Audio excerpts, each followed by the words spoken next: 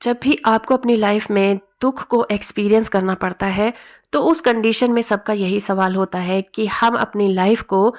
Happiness की तरफ कैसे मोड़ें। वो ऐसा कौन सा जरिया है जिसमें अपोजिट सिचुएशन में पॉजिटिव कैसे रहा जा सकता है। उन नेगेटिव सिचुएशन से जिनमें हम घिरे हुए हैं, अपनी लाइफ को पॉजिटिविटी की तरफ कैसे मोड़ा जा सकता है। दोस्तों, अगर आप ऐसी किसी हार्ड सिचुएशन में हैं या फिर आपका कोई करीबी ऐसी सिचुएशन में है, तो आपको उनकी मदद जरूर करनी चाहिए, लेकिन आपका ध्यान समस्याओं पर नहीं होना चाहिए, बल्कि उस समस्या से कैसे निकलना है उस पर बना रहना चाहिए। और यहाँ पर दोनों ही चीजें बिल्कुल अलग हैं। जब आप अपना ध्यान उस प्रॉब्लम पर लगाते हैं तो आप नेगेटिविटी को अपने लाइफ में बढ़ा लेते हैं और जो प्रॉब्लम है वो और बड़ी बनती चली जाती है। लेकिन जब आप अपना ध्यान उसके सॉल्यूशन पर लगाते हैं तो आप उसके सॉल्यूशन तक पहुंच पाते हैं और आपको उसमें से निकलने में आसानी होती है, क्योंकि आपने ये चीज हमेशा महसूस की होगी कि जिस भी बुरी सिचुएशन में आप हैं, जब भी आप उस बारे में सोचते हैं तो आपके अंदर एक डर पैदा हो जाता है। ये डर की भावना ही वो नकारात्मक फीलिंग है जो आपकी इस सिचुएशन को और भी ज्यादा मुश्किल बना देती है। जब आप किसी ऐसे इंसान से मिलते हैं जो बहुत ज्यादा अनलकी है, उसके साथ बहुत बुरा हुआ है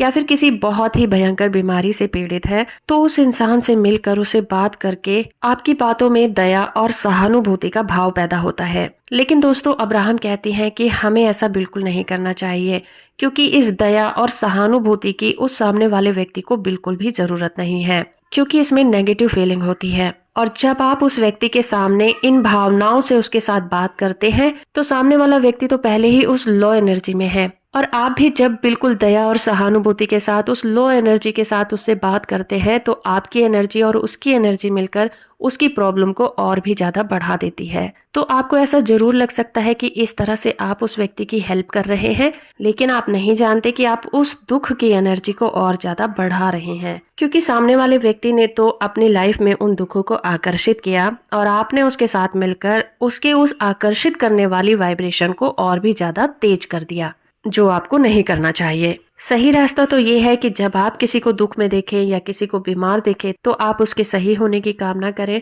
उसकी बीमारी पर ध्यान ना देकर उसके स्वस्थ होने पर ध्यान दें। सपोज आप किसी ऐसे मरीज से मिलते हैं जिसे कैंसर है, तो आपके पास दो ऑप्शन हैं। एक तो ये कि आप उसे ये बोलें कि ये बहुत ही ज्यादा भयंकर बीमारी है, इससे तो आज तक कोई भी नहीं बच पाया है, मौत तो निश्चित है, अब आपके पास ज्यादा समय नहीं है। या फिर आप ऐसे भी कह सकते हैं कि ये कोई लाइलाज बीमारी नहीं है, आप हिम्मत रखो, क्योंकि बहुत से लोगों ने इस बीमारी को हराया है और देखना आप भी ठीक हो जाओगे। आपके कहे हुए शब्द किसी इंसान के लिए जिंदगी और मौत का सवाल बन सकते हैं। आपके पास दो चॉइस हमेशा ही होती है कि आप सामने वाले को अच्छा महसूस कराएंगे या फिर बुरा। आप दूसरों की भलाई तभी कर सकते हैं जब आपके विचार आपको अच्छे लगते हों, लेकिन जब आपको अपने ही विचार बुरे लगते हों तो आप लोगों का भला कैसे कर सकते हैं। तो ये चॉइस आपके हाथों में है कि अगर आप दुनिया का भला करना चाहते हैं तो पहले खुद का भला करें। जो लोग आपको पसंद नहीं करते और आप उन्हें उसी कंडीशन में एक्सेप्ट कर लेते हैं,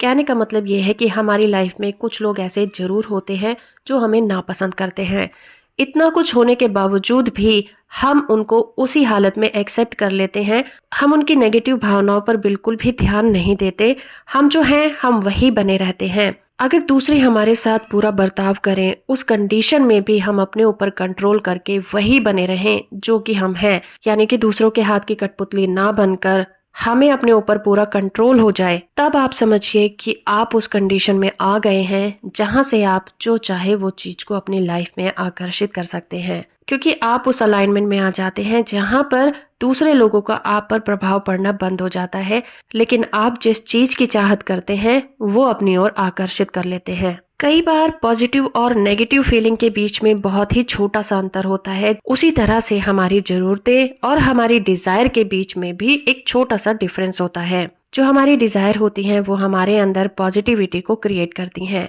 लेकिन जब हमारा ध्यान जरूरतों की तरफ फोकस रहता है तो वो हमारे अंदर नेगेटिविटी को क्रिएट करती हैं, क्योंकि उस समय हमारा फोकस हमारी इच्छाओं पर नहीं होता, हमारा ध्यान हमारी जरूरतों पर होता है, और जरूरतें वो है जो इस वक्त हमारे पास नहीं है। अगर आपको किसी चीज की जरूरत है तो जरूरत कमी को दर्शाती है और आप उसी तरह की जरूरतों को अपनी लाइफ में अट्रैक्ट करने लग जाते हैं। और एक चीज ध्यान रखें कि जरूरतों के साथ हमेशा ही एक नेगेटिव वाइब्रेशन जुड़ी होती है। जरूरतें हमारा ध्यान इस चीज की ओर आकर्षित करती हैं कि उस चीज की हमारे पास कमी है, लेकिन जब हम इच्छाओं के बारे में सोचते हैं तो हमारा मन खुशी से भर उठता है। जब कोई बच्चा ये कहता है कि मैं डॉक्टर बनना चाहता हूँ तो ये उसकी इच्छा है, और ये कहते हुए वो बहुत जोश के साथ बोलता है। लेकिन जब कोई बच्चा कहता है कि मुझे एक नई ड्रेस चाहिए तो ये उसकी जरूरत है, और ये दर्शाता है कि उसके पास नए कपड़े नहीं हैं। तो जब भी आपकी लाइफ में कोई प्रॉब्लम आती है तो आपको अपना ध्यान उस प्रॉब्लम से हटाकर उसके सोल्यूशन की तरफ लेकर जाना चाहिए, क्योंकि जब आप पूरे दिन उस प्रॉब्लम के बारे में सोचते हैं तो आप उस प्रॉब्लम को और ज्यादा बढ़ा देते हैं।